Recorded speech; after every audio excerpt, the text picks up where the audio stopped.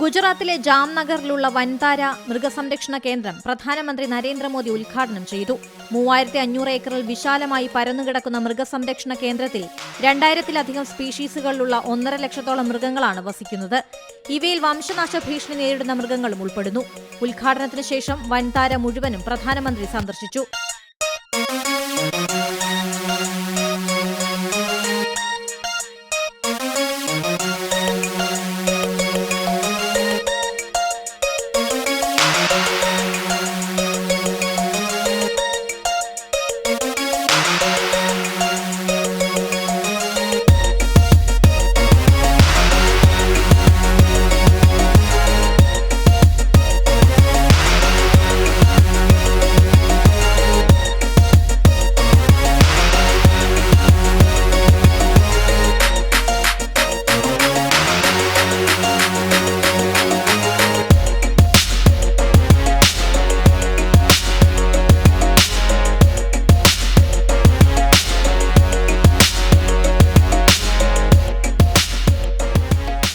ആനകൾക്കായി നിർമ്മിച്ച പ്രത്യേക ആശുപത്രിയിൽ പ്രധാനമന്ത്രി സന്ദർശനം നടത്തി.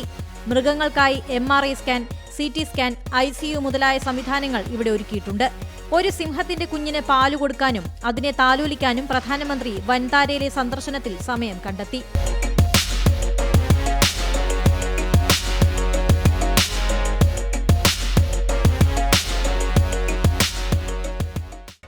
പുതിയ വാർത്തകളും വിശേഷങ്ങളും ഇനി വിരൽ തുമ്പിൽ. എല്ലാ ഡിജിറ്റൽ പ്ലാറ്റ്ഫോമുകളിലും ഇപ്പോൾ സീ മലയാളം ന്യൂസ് ലഭ്യം.